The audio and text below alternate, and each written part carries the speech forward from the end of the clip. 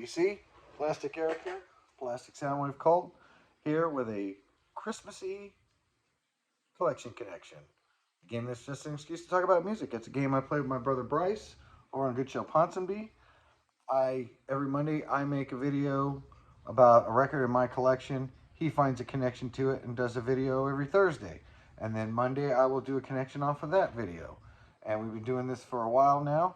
And you guys get to guess what the connection is. And the last person to guess the last connection was Murdoch over at Murdoch Music's Minute. Go ahead and check the description below to find a link to his channel. The last video that I saw that he did was about Kings in the Eyes Like. He did a King Gizzard video. I'm totally messing this up, but the connection was Gojiro's album and the Lindas. Both have had their artwork done by band members. I think both of them are done by the lead singer. Yeah, with that, let's get on with the show.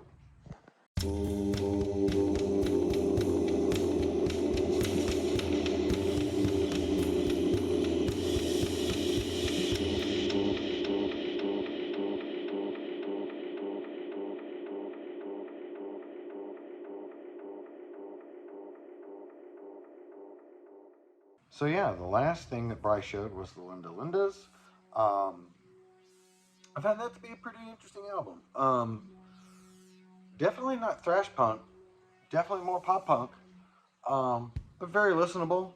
I thought it was great. I couldn't tell you any of the songs that necessarily stood out for me on that album. I listened to it once. We're trying to get ahead of schedule here because of the holidays. So I listened to it once, and I had to listen to a couple other homework albums to get caught up. But overall, I thought it was pretty good.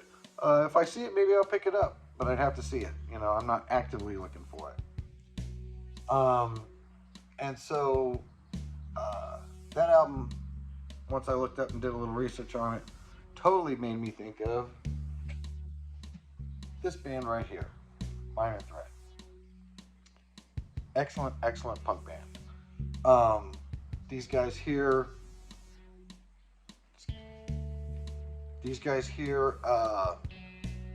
first DIY band that I can think of. Discord, their label. You still get on the CDs. I think this one's $10, so you can tell it's a little bit later. This is their complete discography, by the way. So it has quite a few of their 7 inches and their 12-inch albums. So it's got Salad Days on here, Out of Step, Minor Threat, and a couple other singles on here. But it's everything they did, I guess. And so they were able to fit it all on one CD. I don't even think it's a full CD either. But fantastic album. Started when they were young, out of Washington, D.C.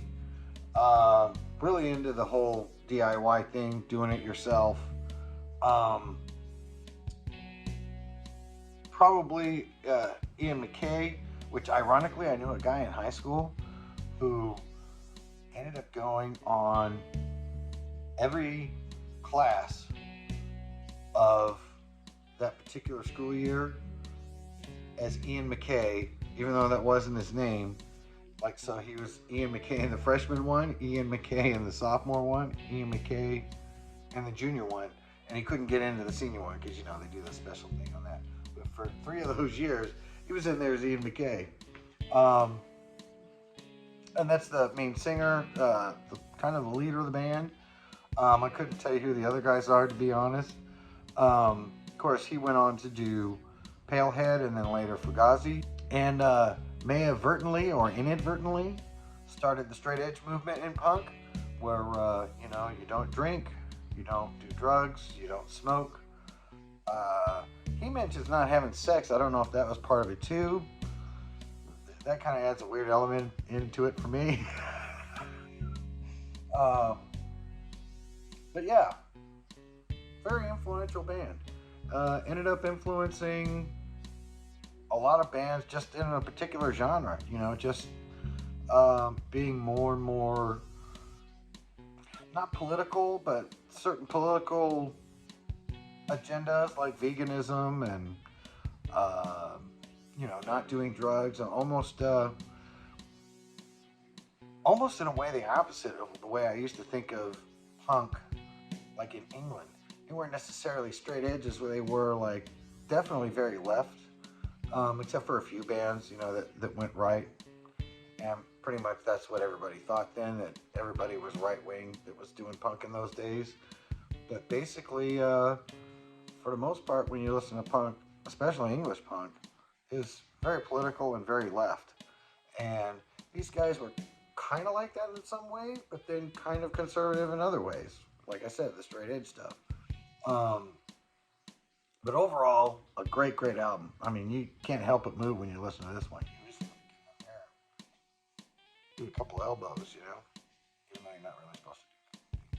But yeah, they had definitely had um, I don't know if you would say an aesthetic, but an idea behind a lot of what they were doing. Um, so with that, yeah, if you get a chance, check out this album. I find it ironic that even though it's straight edge, it's got like it looks like a alcoholic image there. Don't know what it means, but I'm sure somebody in the comments will let me know. So if you can guess the connection between Minor Threat and the Lindas, you might be able to figure out